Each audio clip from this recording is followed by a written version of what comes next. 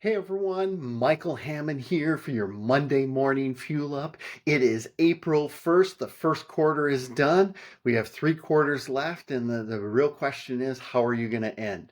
How are you going to continue to improve? Hope all of you had an absolute fantastic weekend. As a Christian, celebrated Easter, the most important day of the year.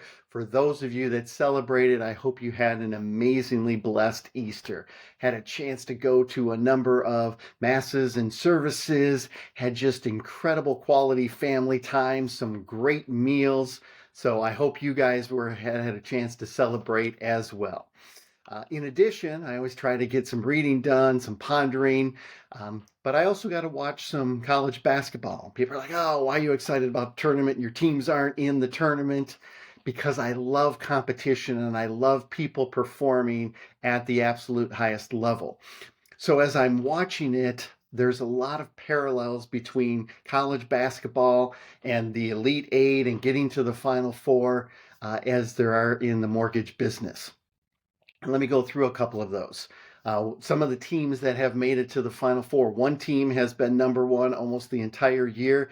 They won the tournament last year. A lot of people are saying, oh, well, that's easy. The last time a defending champion made it to the Final Four was 2007. It is incredibly difficult because you have a bullseye on your back all the time.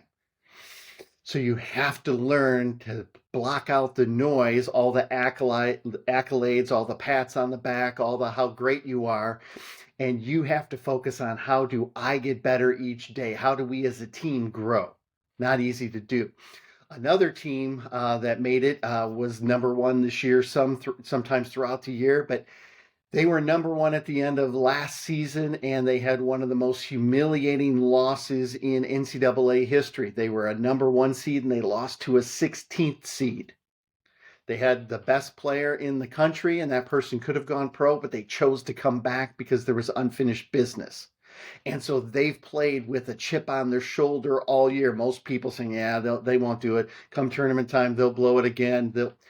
They've made it to the. So what lessons can we learn there? One of the teams was the top offensive team in the country, but most people didn't think that they had a defense that could hold up in the tournament.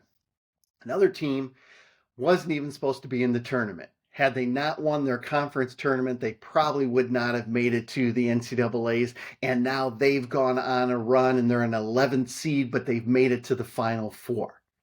What are those parallels in the mortgage business? You have to ask yourself.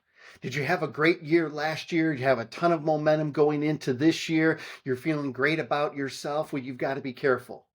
Those accolades, that outside noise, that pats on the back can be exactly the blind spot that's going to hold you back from accomplishing what you could this year. You have to block out the noise and get very focused on how do I keep getting better each day? How do I help my team get better? How do we grow as a team? How do I uplift the people around me? If you are very much like that team who was supposed to do great things last year and then kind of fell flat, do you have a chip on your shoulder? Do you have something to prove this year? Maybe you didn't get all the results you wanted in the first quarter. Well, there's still 3 quarters left. How are you going to get better today? What are you going to do to grow your team? Maybe you've just had an average year. Maybe, to be honest with you, you're like that team that just can't seem to get the momentum. You're waiting for rates to change. You're waiting for conditions to get better, and you're just kind of having an average year. What are you going to do? How are you going to stack momentum and some wins upon each other day on, day in, day out, and build up that momentum that you need? There's 3 quarters left in the year. There is plenty of time, but it has to start now. It has to start today. It has to start this week. What will you do to get better? How will that bring on and uplift the rest of your team members? We've got the gathering coming up in a few weeks. For those of you that are going, I can't wait to meet with you. I know there are a lot of people from the Rethink Everything Book Club will be there. Look forward to meeting fellow authors there. A number of contacts that I interact with on LinkedIn that live in Arizona. I want to meet with you. Even if you're not attending the gathering, let me know.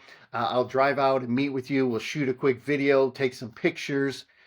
Let's start this week off. April 1st, the start of a new quarter, refreshed with great joy in our hearts, ready to attack the week. Go out there and have an amazingly blessed day and always be adding value.